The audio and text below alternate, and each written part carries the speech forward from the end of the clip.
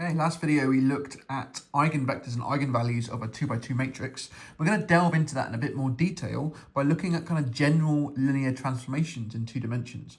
So there are 4 that you have met on the Core Pure course. That's rotations about the origin, reflections in a line through the origin, a stretch parallel to one of the axes, or and a skew or shear, depending on what word you prefer, parallel to one of the axes.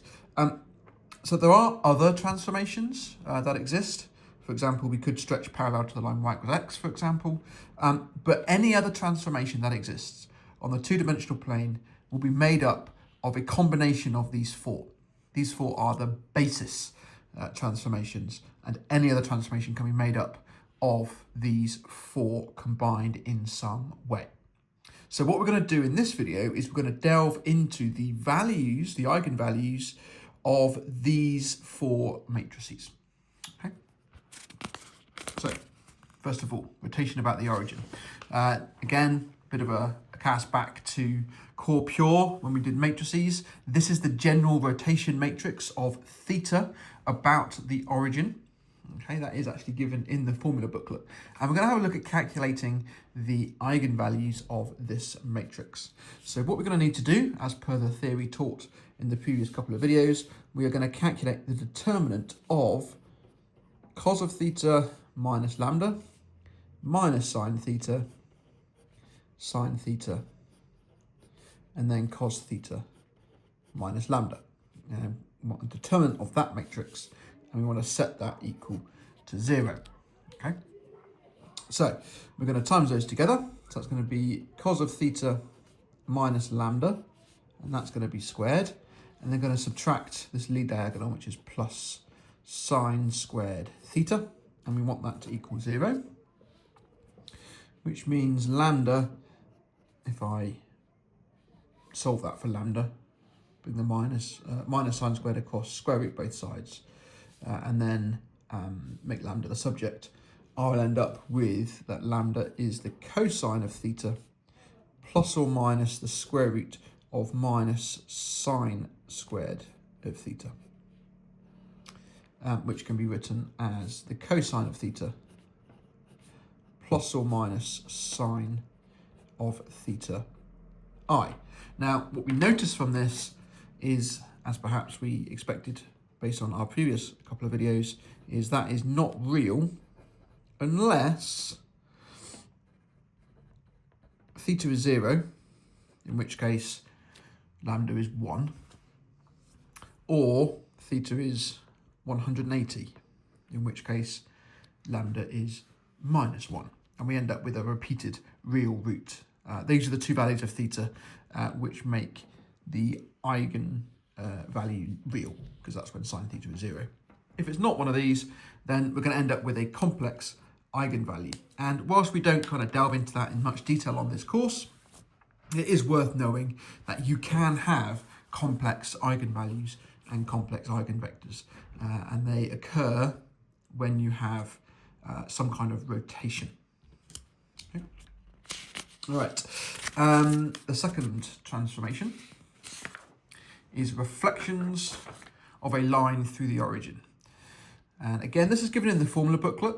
It's used slightly less often because we only tend to have reflections in the x-axis, y-axis, y equals x and y equals minus x lines. But this is more general. So you can have a reflection in any line, y equals tan theta x. And obviously, as you vary theta, you'll vary the line. Okay, so what is the eigenvalues of this matrix? Well, we're going to calculate the determinant of cos 2 theta minus lambda, sine 2 theta, minus cos 2 theta minus lambda, and we want that determinant to equal 0. Okay, that's how we calculate lambda. So multiplying those together, we're going to end up with that times that is going to be a lambda squared. Then we've got that times that plus that times that, they cancel out. So we're going to end up with a plus cos 2 theta lambda, and then end up with a minus cos 2 theta lambda. And you've also got this times this, so it's going to be minus cos squared of 2 theta. Okay. And then we've got the negative direction, so the signs. So it's going to be minus, oh sorry, that should be 2 theta there, minus sine squared of 2 theta. And we want that to equal 0. And if we solve this, we're going to end up with lambda is equal to plus or minus 1, because sine squared plus cos squared is 1. So this whole thing here actually becomes minus 1. So if we solve that, we end up with lambda equals plus or minus 1. And for any reflection, we will have a lambda value of plus 1 and a lambda value of minus 1. And the plus 1 is going to be the mirror line, and the minus 1 is going to be perpendicular to that. Okay, but let's do the maths to see that. So let's say, first of all, lambda equals 1. If lambda equals 1, then we're going to end up with cos of 2 theta minus 1, sine 2 theta, sine 2 theta, minus cos 2 theta minus 1, times by the xy vector, which is my eigenvector, which I'm calculating, and that's going to equal my 0 vector, okay, by definition of an eigenvector. So we're going to solve this equation for y in terms of x, because we're going to end up with two lines that are the same line. Okay, so that's going to give us cos of 2 theta minus 1 times x plus sine of 2 theta times y, and that's going to equal 0. And then we're also going to have sine of 2 theta times x minus cos of 2 theta plus 1 times y, and that's going to equal 0. Those two are the same line. I know it's not obvious, but you can apply some double angle formulae to this to show that they are indeed the same line. You're just going to have to trust me on that. If you want to go and check it out yourself, then you've done A-level maths, so you can crack on. So let's just take the top one. I'm going to end up with y is equal to, if I bring that across the other side, then divide by minus sine 2 theta, I'm going to end up with cos 2 theta minus 1 times x divided by minus sine 2 theta. And tidy that up a little bit using some double angle formulae. 1 minus 2 sine squared theta minus 1 divided by minus 2 sine theta cos theta times x. Okay, so it's double angle formula is applied. And we can see then that the minus 2's cancel, the 1 and the minus 1 cancels, a sine cancels, and we're left with sine over cos, which is tan of theta times x. So that is the equation of the mirror line, okay, as I expected to see. Okay, so lambda is 1, it gives you the mirror line, i.e. that is not only an invariant line, that is a line of invariant points. Every point on that line doesn't shift. Okay, m x bar equals x bar. It is an invariant line. The eigenvector that's going to go with it is going to be, well, if x is 1, then y is going to be tan theta. And that's it. Or just in case you end up with infinite vector there, perhaps we probably should times up by cosine. So we'll end up with cosine of theta times sine of, over sine of theta. That is the same vector. I've times this by sine theta, so it's the same direction, so that's fine. I can do that for eigenvectors, but it just allows me to have a theta value of 90 degrees, for example. When this one would struggle. Okay, so that's when lambda is 1. When lambda is minus 1, it's the same process. Oops. Lambda is minus 1. Same process, except this negative is going to change to a plus, as is that, which is that and that. So we're going to end up with something incredibly similar. It's just going to be a plus at this point here. So I'm going to end up with y is equal to the cosine of 2 theta plus 1 divided by minus sine 2 theta and that's going to be times by x. And to tidy this one up, because I've got a plus 1, I'm going to write it as 2 cos squared theta minus 1 plus 1. So that, again, the 1's cancel. And again, that's going to be minus 2 sine theta cos theta on the bottom. Times up by x. And then the 1's cancel, the 2's cancel, a cos cancels, and I'm left with minus cosine over sine, which is minus cot of theta times x. So if I want an eigenvector for that, then when x is 1, y is going to be negative cot. And if I times that by sine, I'll end up with sine of theta minus cos of theta. So that would be the eigenvector that corresponds to the eigenvalue lambda is minus 1. And another thing to note is those two vectors are perpendicular, the mirror line and this line, which makes sense because the line that maps to itself with the mirror, with a reflection, is going to be perpendicular to the mirror. And we can see it's perpendicular because the dot product is 0. Okay, so I'm going to get sine theta cos theta, subtract sine theta cos theta, which is 0. Okay, so that's the general reflection matrix, and those are the two eigenvectors that we would see. Just to note, you can leave it like this, provided the y is defined well, but you don't have to. This one, it will be defined for all theta. This one has little jumps in it, which is not defined for. Okay. All right, 2 more. The next one is 3. It's a stretch parallel to the axes.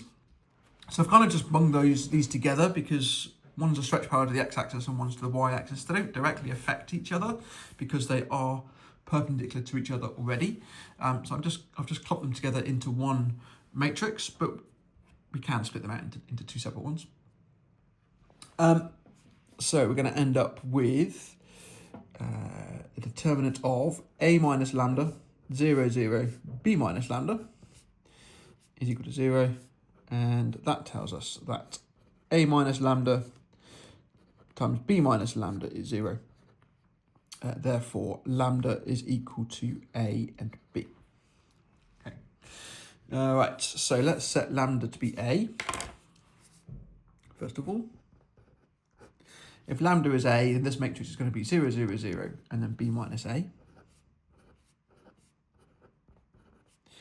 And to calculate the eigenvector that goes with it, we're going to times that by xy, and that's going to equal 0, 0. The top equation is just 0 equals 0, which is no longer equal to the bottom equation, which is fine, because that is always true. It doesn't matter what x and y is. Actually, this applies to the whole plane. This bottom one then is going to be our restrictive one, which is going to be b minus a times y is equal to 0. And that tells us that it doesn't matter what y is. It doesn't matter what x is, because x always satisfies both of those. Y, however, doesn't. So the eigenvector associated with lambda is a, is going to be anything in the x and 0 in the y. Anything in the x and 0 in the y. So we would typically choose 1, 0. And if you think about what a is doing, a is stretching it parallel to the x-axis. If you stretch something parallel to the x-axis, then the x-axis direction, isn't going to change because it's still going to be in the direction of the x-axis. So thinking about the transformations and what eigenvectors and eigenvalues mean should lead you to this conclusion as well. Okay, lambda is b, very similar, except this time we're going to get a 0 down here, and then we've got an a minus b at the top. So it's going to be a minus b, 0, 0, 0 times xy, and that's going to equal 0, 0. So the top equation is a minus b times x is 0, and the bottom equation is 0 equals 0, so that again is always true. Top equation is not always true. We require y to equal some number, we require x to be 0. Okay, so we end up with 0, 1. Okay. The only caveat, which I've not talked about, is what about if a equals b? Because if a equals b, both of these cases will come down to 0, 0, 0, 0 times xy is equal to 0, 0. And this is always true. It doesn't matter what x and y are. This is always true. So therefore, the whole xy plane satisfies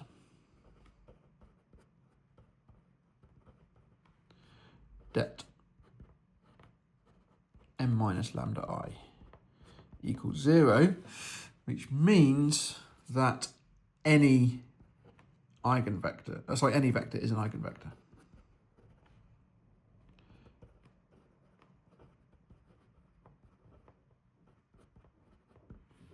Any vector is an eigenvector. This is one of those very few circumstances. In fact, I think it's the only circumstance where you have an infinite number of eigenvectors in 2 dimensions.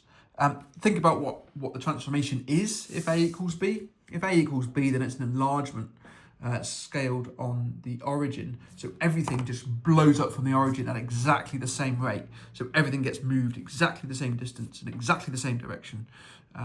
Distance multiplier by exactly the same direction from the origin. So everything is an eigenvector if A equals B. It's kind of this weird case that occurs. So yeah, any vector is an eigenvector for A equals B. But if A doesn't equal B, then it's either the x-axis or the y-axis. The x-axis, yeah, x-axis and the y-axis, in fact. Okay. And the fourth one. Skew parallel to the x-axis or y-axis. So I've separated these two out into 2 separate cases. So let's do skew parallel to the x-axis first of all, which is this one here. We're going to have 1 minus lambda, a, 0, 1 minus lambda. And we want that, we want that determinant to equal 0. So if we solve that, we're going to get 1 minus lambda squared minus 0 equals 0. And that tells us that lambda equals 1 or 1. We've got a repeated eigenvalue, okay? A repeated real eigenvalue. So to calculate the eigenvector that goes with it, I'm going to plug lambda equals 1 into here, and we're going to end up with 0, a, 0, 0, times that by our eigenvector xy. We want that to equal 0, 0. That gives us ay equals 0 and 0 equals 0, which means we require y to be 0. So we're going to end up with 1, 0. Okay, so that's the eigenvector associated with the eigenvalue 1, and that's the only eigenvector. Okay, it's a repeated eigenvector and a repeated eigenvalue. And then this case here, we skew parallel to the y-axis. And we're going to have 1 minus lambda, 0, b, 1 minus lambda equals 0. That tells us that, again, 1 minus lambda squared subtract 0 is 0, which we're going to end up with the same 2 eigenvalues. Lambda is 1 and 1. But this time, when lambda is 1, we're going to end up with 0, 0, b, 0, times that by our eigenvector xy. And we want that to equal the 0 vector. And that's going to give us 0 equals 0, which is always true, and bx equals 0. So we require x to be 0, and then y can be anything. So when you have a skew parallel to the y-axis, then the y-axis is invariant. So therefore, the eigenvector points in the y-axis direction. And when we have a skew parallel to the x-axis is invariant. So we have an invariant vector in the x-axis direction. And that's it, it's repeated. So that's the only eigenvector. So you only have one eigenvector in these cases. Okay. All right, and that concludes this video.